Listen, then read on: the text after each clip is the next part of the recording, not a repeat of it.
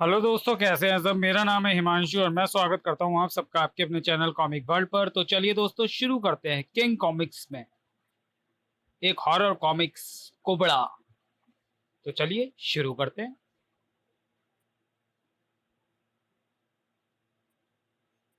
कोबड़ा। संपादन विवेक मोहन। कला निर्देशन प्रताप मुलीक। चित्र प्रवीण गुरसाले और सुलेख धालवलकर। एकाएक सोते हुए भूतपूर्व राजा महेंद्र सिंह की कोई आहट सुनकर आंख खुल गई। कमरे में कोई घुस आया है। तभी पुनः आहट सुनाई देने के साथ द्वार के पास एक साया दिखाई पड़ा। तो ठक ठक, कौन हो तुम, कहने के साथ ही उसने बेड स्विच को दबाया, लेकिन ओह, लाइट क्यों नहीं जली। हा हा हा हा हा हा हा। अब तेरे जीवन में भी अंधेरा छाने वाला है। और वह साया अपने पंजे फैलाए महेंद्र सिंह की ओर बढ़ने लगा। तेरा अंतिम वक्त आ गया है महेंद्र सिंह। हा हा हा हा हा हा। नहीं। महेंद्र सिंह उठकर कमरे के पिछले द्वार की ओर लपका। मौत से बचना चाहता है मूर्ख। हा हा हा हा हा। नहीं, तुम मुझे नहीं मार सकते। द्वार पर पहुंचकर उसने चिटकनी को नीचे गिराना चाहा, मगर वह टस से मस ना हुई। क्या बात है पिताजी, दरवाजा खोलिए। उफ, इस चिटकनी को क्या हो गया। तभी साय को अपनी ओर लपकते देख महेंद्र सिंह सीढ़ियों की ओर लपका। आज तुझे मेरे हाथों मरने से भगवान भी नहीं बचा सकते। हा हा हा हा हा हा हा। नहीं, बचाओ। और तेजी से सीढ़ियां चढ़ने लगा। नहीं, मुझे मत मारो। हा हा हा हा हा हा हा। लेकिन जैसे ही वह ऊपर पहुंचा, तुम हा हा हा हा हा हा। बचकर कहा जाओगे राजा। नहीं, बचाओ। हाँ, मैं तुम्हारी मौत अच्छी तरह से पहचान लो।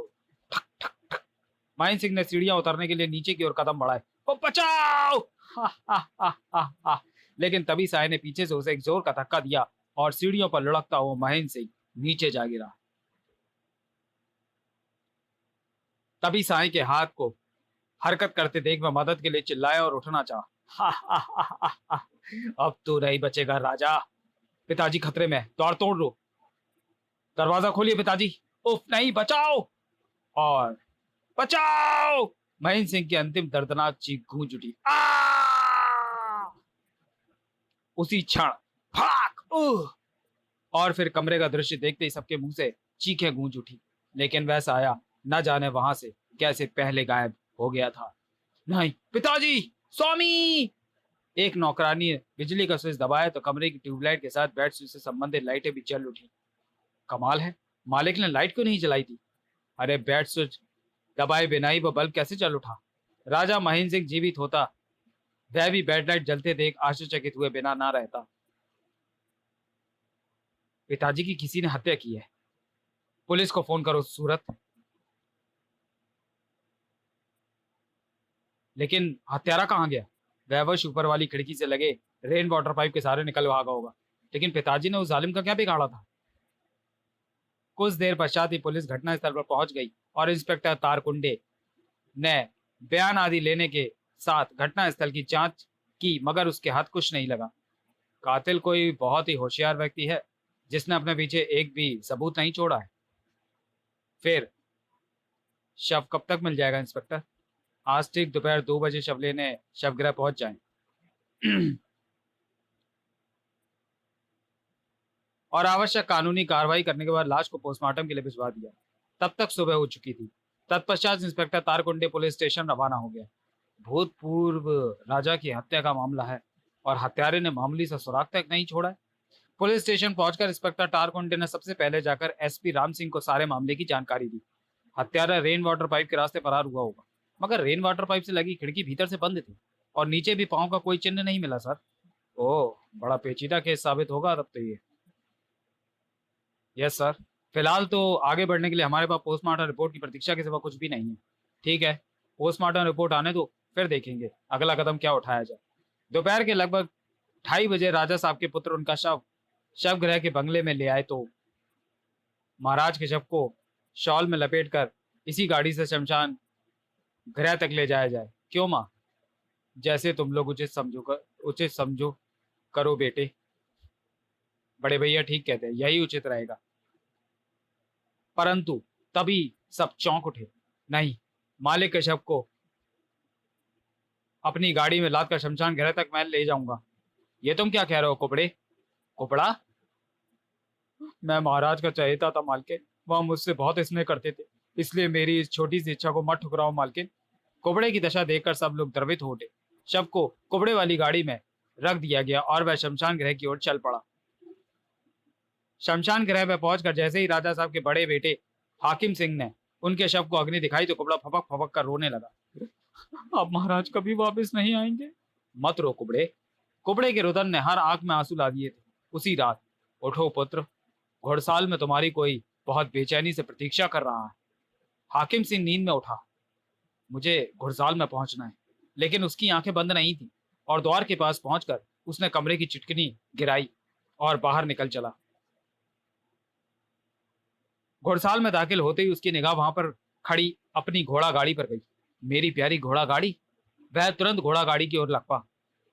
घोड़ा गाड़ी के पास पहुंचते ही उसे कोई ख्याल आया, घोड़ा गाड़ी तो है, मगर कुबड़ा कहाँ गया? तभी पीछे से एक घोड़ा उछला। ओह! और हाकिम सिंह के संभलने से पहले ही ठाक! हाकिम सिंह लहराता हुआ एक ओर जा गिरा। इसके साथ ही हाकिम की नींद भी उड़ चुकी थी। अगले क्षण चैतन्य हुआ हाकिम सिंह किसी आवाज को सुनकर चौंकते हुए दहशत से भर उठा। आज इस घोड़ा गाड़ी में तुम जीतोगे हाकिम। कुबड़ा? वह कुबड़े की आवाज पहचान गया था। आतंकित हाकिम सिंह तुरंत उठ खड़ा हुआ, मगर घोड़ा गाड़ी के भीतर निगाह पड़ती उसकी चीख निकल गई। कुबड़े का शव? नहीं। तभी उस आवाज को पुनः सुनकर हाकिम सिंह उछल पड़ा। अगर अपने बाप की तरह नहीं मरना चाहते हो तो तुरंत इस घोड़ा गाड़ी में जुट जाओ हाकिम सिंह, वरना मेरा एक इशारा पाते ही तुम्हारे ये घोड़े तुम्हें रौंद डालेंगे। नहीं, ऐसा मत करना। उफ, ये कुबड़े की आवाज। तो फिर तुरंत घोड़ा गाड़ी में जुट जाओ। जुट जाता हूँ। हाकिम सिंह घोड़ा गाड़ी की ओर पहुंचा और घोड़े की तरह स्वयं घोड़ा गाड़ी में जुटने लगा। हाकिम सिंह के घोड़ा गाड़ी में जुटते ही एकाएक घोड़ा गाड़ी में पड़े कुबड़े के निर्जीव शव में हरकत होने लगी। फिर एकाएक ही कुबड़ा उड़ बैठा और उसने हाकिम सिंह की पीठ पर हंटर फटकारा। चल गाड़ी चला हाकिम। सड़ाक! हाकिम बड़ी मुश्किल से उस घोड़ा गाड़ी को खींचते हुए घोड़ साल से बाहर की ओर ले चला। और तेज चला हरामजादे, क्या खाना नहीं खाता? सड़ाक! और तेज! ओए सड़ाक! घोड़ा गाड़ी को उसी जगह पर लेकर चलो जहां एक बार तुम लोग मुझे पीट पीट कर अकेला छोड़ आए थे। सड़ाक!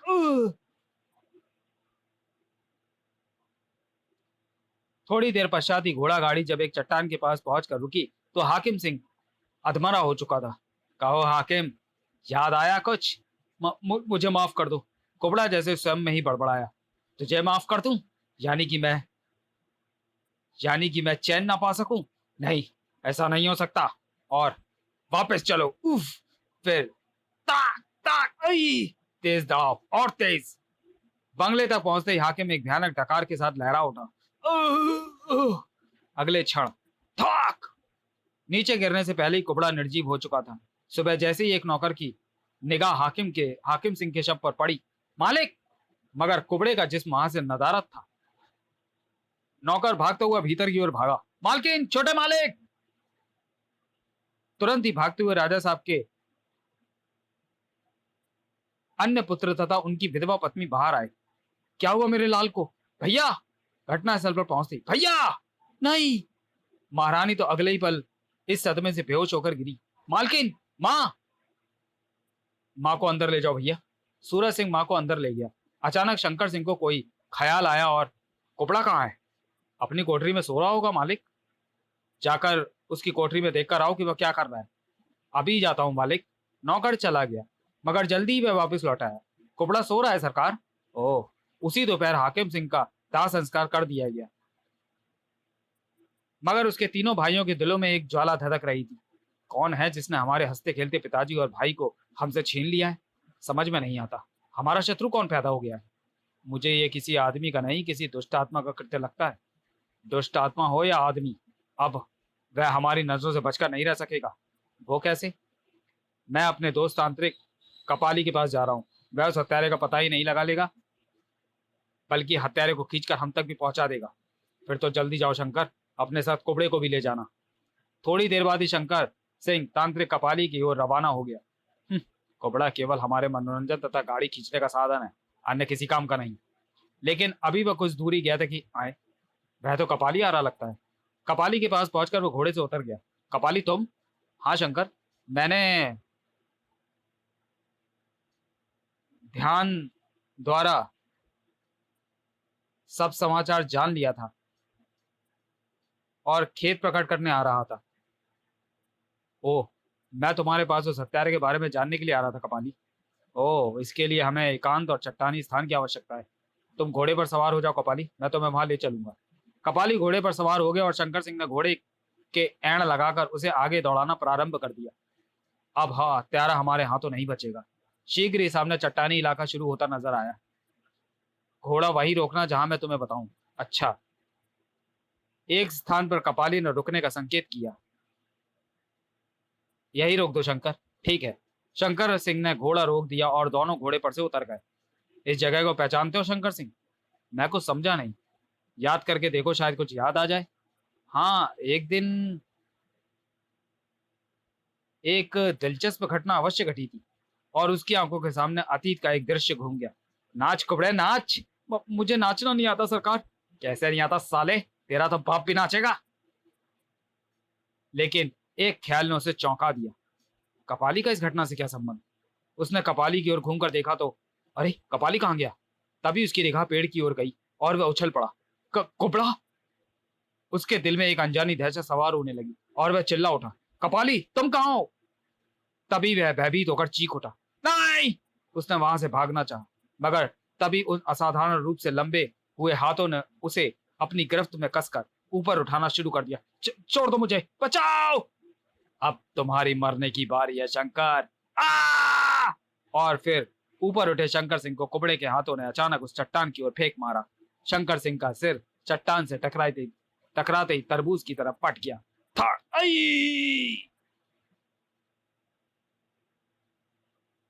पेड़ से उल्टा लटका हुआ कुबड़ा अब शंकर सिंह के शव को देखकर आंसू बहा रहा था।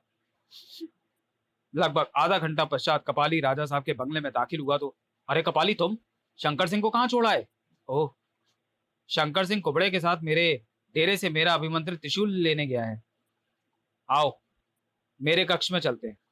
माँ को अभी कपाली के आगमन का पता नहीं चलना चाहिए। तीनों एक कक्ष में दाखिल हुए। मोहर सिंह, तुम माँ के पास जाओ, कहीं वह इधर ही ना निकले। अच्छा भैया। मोहर सिंह चला गया। क्या बात है, माँ से मेरा आगमन क्यों छुपा रहे हो सूरज सिंह? माँ का दिल कमजोर है कपाली, वह भूत प्रेतों से बहुत डरती है। ओह, ये बात है, तो द्वार बंद कर दो, कहीं कोई नौकर ही ना उन्हें खबर कर दे। तुम ठीक कहते हो। सूरत उठकर द्वार बंद करने चल दिया। जब तक शंकर सिंह त्रिशूल लेकर आता है तुम उस आदमी का पता तो लगाओ कपाली, जो हमारे परिवार का हत्यारा है। ठीक है, मैं तुम्हें राजा साहब और हाकिम सिंह के हत्यारे से मिलवा ही देता हूँ सूरज सिंह। सच कपाली? हाँ, तुम अपनी आंखें कुछ देर के लिए बंद कर लो। सूरज सिंह ने अपनी आंखें बंद कर ली और तभी कुबड़े की आवाज उसके कानों में पड़ी। हा हा हा हा हा हा। नहीं। तभी उसके मस्तिष्क में एक ख्याल उभरा, कहीं यह वेश बदल कर पिताजी और हाकिम भैया की हत्या करने वाला हत्यारा तो नहीं। इस विचार के दिमाग में आते ही उसके दिल का बहर ना जाने कहाँ काफूर हो गया और उसके बाजू फाड़ा फुटे। मैं इस कमीने के टुकड़े टुकड़े कर दूंगा। हरामजादे, तू नहीं मेरे पिताजी और भैया की हत्या की आस्तीन के सांप। हा हा हा हा हा हा हा हा हा। मैं तुझे कुत्ते की मौत मारूंगा कुबड़े। हा हा हा हा हा। शंकर सिंह के बच्चे, शंकर सिंह के बाद अब तेरी बारी है सूरत। यह सुनते ही सूरज सिंह के कुबड़े की ओर बढ़ते कदम रुक गए। क्या बकता है हरामजादे, तूने शंकर को भी मार डाला? नहीं, तू झूठ बक रहा है। हा हा हा हा हा। अब ये विचार अपनी मौत के बाद प्रकट करना।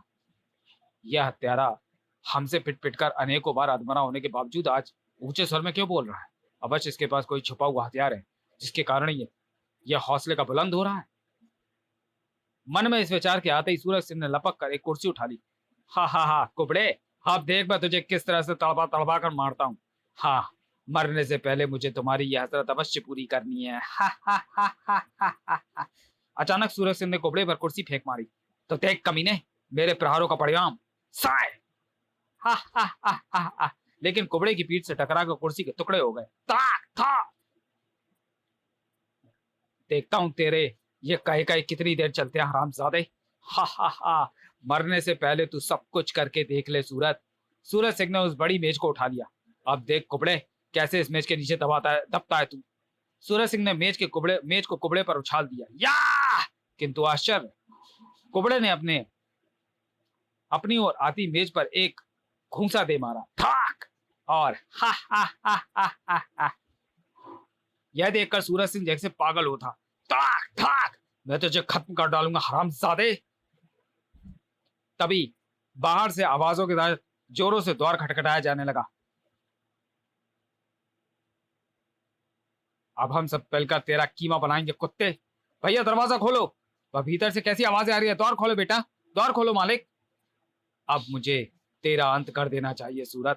सूरज सिंह द्वार खोलने के लिए लपका, मगर तभी कुबड़े ने उसे लपक कर उठा लिया। हा हा हा। पहले अपना अंत तो देख ले सूरज सिंह। उफ, इसमें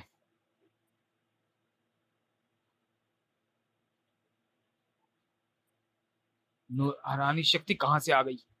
और उसे एक और उछाल दिया। उफ नहीं! ठाक! बाहर भीतर से कुबड़े के कहे कहे लगाने की आवाज आ रही है। भैया की जान खतरे में है मां। नहीं, दरवाजा तोड़ दो। अगले पल और भीतर हा हा हा हा हा हा हा हा हा। टीवी देख लिया, अब अपनी मौत देखो सूरज सिंह। हा हा हा। अब बहुत तू अपनी देखना कुबड़े, हराम खोर। तेरे मैं इतने टुकड़े करूंगा कि तुझे बनाने वाला भी उनकी गिनती नहीं कर सकेगा। अच्छा, तो तेरी सबसे अंतिम इच्छा तलवार चलाने की थी, इसे भी पूरी कर ले बेटा। एकाएक सूरज सिंह ने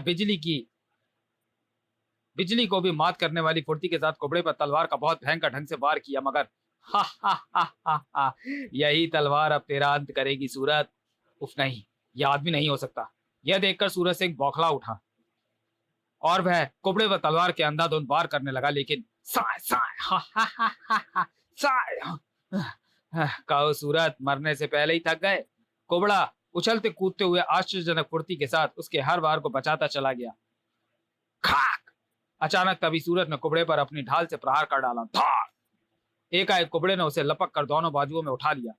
उफ, मुझे आजाद कर दे कमीने, फिर देख मैं तेरा क्या अंजाम करता हूं। अब तुम अपना अंजाम देखना सूरज, कितना भयानक होगा। हा हा हा हा हा। और उसे छत की ओर उछाल दिया। हा हा हा हा हा हा। और फुर्ती से दीवार पर टंगी तलवार उतारी और नीचे की ओर आते सूरज सिंह के जिस्म में घोंप दी। खचाक! हा हा हा हा हा। अब केवल मोहर सिंह की जान लेना बाकी है। तभी कमरे का द्वार टूटकर भीतर आ गिरा और जैसे ही सबने भीतर प्रवेश करना चाहा, तभी वह भारी बवंडर बनकर उन पर छाता हुआ बाहर निकल गया।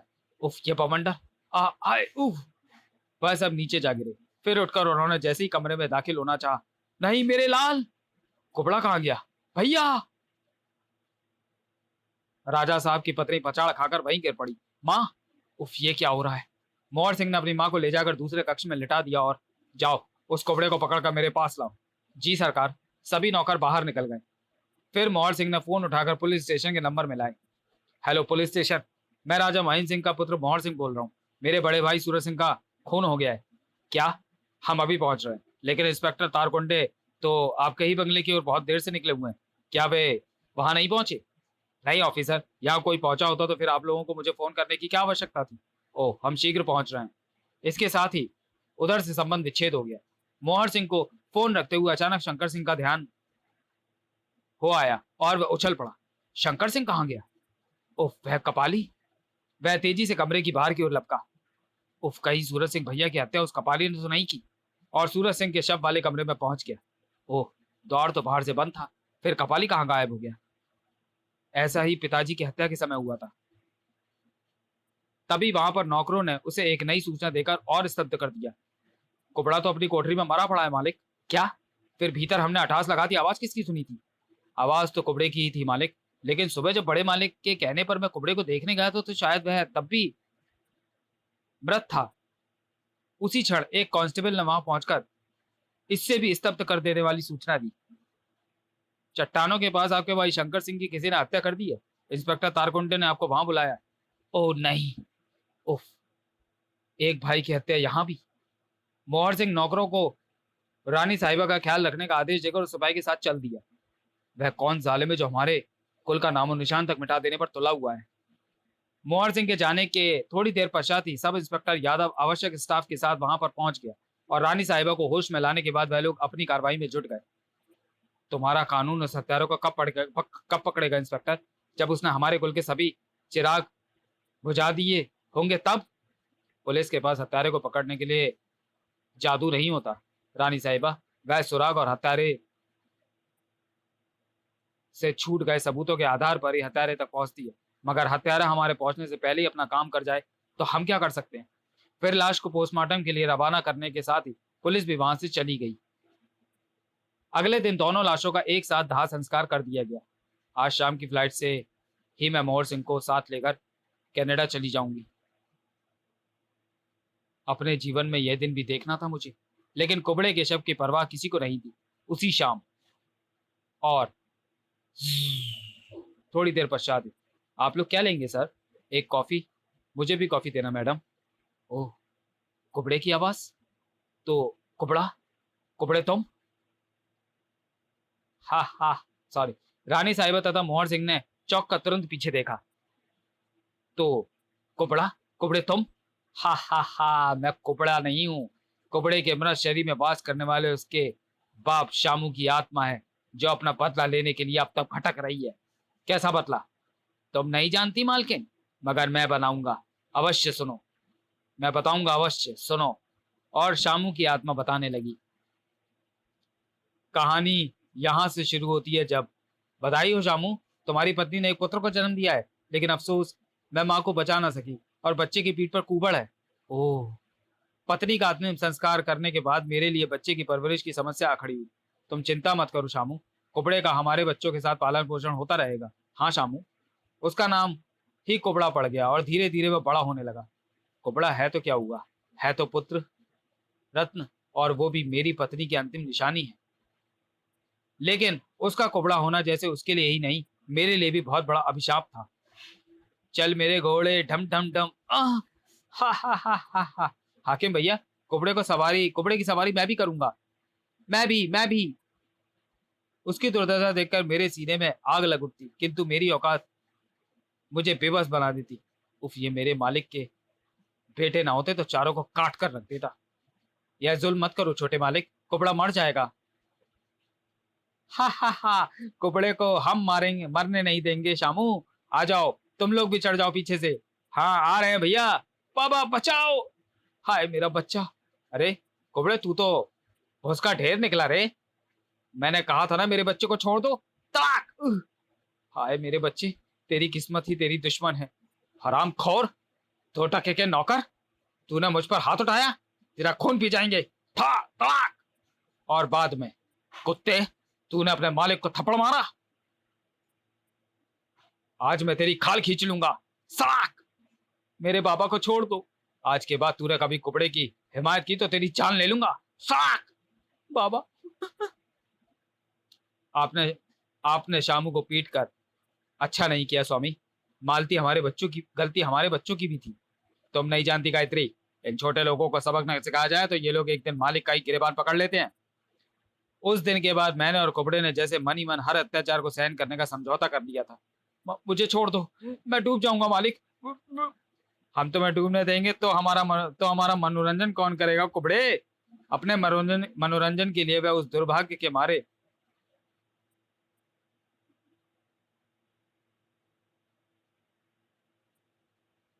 इंसान पर हर अत्याचार करते रहना अपना बड़प्पन समझते थे। घोड़े से तेज दौड़ो कुबड़े, वरना आज 100 कोड़े पड़ेंगे।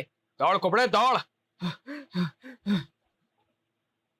धीरे धीरे कुबड़ा जवान हो गया और एक दिन वह दृश्य देख मेरी आंखें फटी रह गई। उफ नहीं। तेज कुबड़े और तेज, तू तो घोड़े को भी मात दे सकता है। मैं सामने जाकर खड़ा हो गया। नहीं, मुझे नहीं करनी ये नौकरी। मैं अपने बच्चे को लेकर यहाँ से दूर चला जाऊंगा, लेकिन जाने से पहले तुम लोगों की पोल पुलिस के पास जाकर खोलूंगा जरूर। पुलिस? मैंने उन चारों के सामने कुबड़े को घोड़ा गाड़ी से खोलकर अलग किया और उसे सहारा देकर ले गया। लेकिन अभी मैं वहां से जाने की तैयारी ही कर रहा था कि तुम्हें मालिक बुला रहा है शामू, तुम जाओ, मैं आ रहा हूं। मैं कुबड़े को छोड़ राजा महेंद्र सिंह के कक्ष में गया। मगर तो हमारी पोल खोलेगा हरामखोर, उससे पहले तेरी जुबान हमेशा के लिए बंद हो जाएगी। अगले दिन मेरा शव लोगों को पेड़ पर लटकता मिला। शामू ने आत्महत्या कर ली। कोठी के नौकरों ने मेरा शव उतारकर चुपचाप दाह संस्कार कर दिया। लेकिन मेरी आत्मा तो अपने कुबड़े के कारण भटकती फिर रही थी। जब तक कुबड़ा महेंद्र सिंह के बगले में नौकर है, मुझे चैन नहीं मिल सकता। और एक दिन, उफ, कब होगा इन आतताइयों के अत्याचारों का अंत मेरे कुबड़े पर। आई, मुझे मत मारो, मुझे नाचना नहीं आता। तुझे नाचना होगा हरामजादे। उफ, मेरे बच्चे को छोड़ दो कमीनो। मेरे सब्र का पैमाना अच्छा लग गया तो मैं तुम्हारे कुल का ही नाश कर डालूंगा। अंततः कुबड़े का प्राणहीन शव छोड़कर वे चारों चले गए और तुम लोगों के अत्याचारों का तो अंत कुबड़े की मौत के साथ ही हो गया है। लेकिन जब तक मैं तुम सबको तड़पा तड़पा कर जान न लूंगा, मेरी आत्मा को चैन नहीं आएगा। मैं कुबड़े के प्राणहीन शव में प्रवेश कर गया। अगले दिन, तुम जिंदा हो कुबड़े? हम तो तुझे मरा हुआ समझकर छोड़ आए थे। इतनी जल्दी ये कैसे मर सकता है? हाँ हरामजादों, तुम सबको मारे बिना कुबड़े का शव नहीं खत्म हो सकता। उसके बाद कुबड़े का रूप बनाकर मैंने आपके पति से अपने बदले की शुरुआत की और एक के बाद एक आपके पुत्रों को ठिकाने लगाता चला गया। ओह, तो तुम कुबड़े के रूप में उसकी आत्मा हो। फिर कुबड़े का शव कहाँ कहाँ गया? उसका शव उसकी कोठरी में पड़ा है। उसके अंतिम संस्कार बिना मुझे मुक्ति भी नहीं मिल सकती। तुमने आत्मा होकर कुबड़े का शरीर और रूप कैसे धारण कर लिया? मैं तो कपाली का रूप भी धारण किया था। बदले कि अग्नि में भटकती आत्मा में कितना बल होता है और वह क्या क्या कर सकती है, इसका नमूना अभी दिखाता हूँ। कहने के साथ ही शामू की आत्मा उर्फ कुबड़े ने एकाएक मोहर सिंह को खींचा और अगले क्षण, उफ नहीं, मेरा प्रतिशोध अब पूरा होगा। आसमान में आते ही कुबड़े की आत्मा ने मोहर सिंह को छोड़ दिया। नीचे जाकर गिरते ही मोहर सिंह के परखच्चे उड़ गए। फिर इससे पहले कि प्लेन किसी परकटे पक्षी की भांति नीचे जा गिरता, इसे सही सलामत नीचे उतारना मेरी सबसे पहली जिम्मेदारी है, क्योंकि इन निर्दोषों से मेरी कोई शत्रुता नहीं। उसने प्लेन को सुरक्षित ढंग से नीचे पहुंचा दिया। रानी साहिबा ने कुबड़े के शव का अंतिम संस्कार करवा दिया और शामू की आत्मा हमेशा के लिए किसी अज्ञात मंजिल की ओर चल पड़ी। आज मेरे दिल को चैन मिला है। तो चलिए दोस्तों, वीडियो का यहीं समाप्त करते हैं और मिलते हैं किंग कॉमिक्स की किसी अगली कॉमिक्स में अगले वीडियो में। तब तक के लिए धन्यवाद।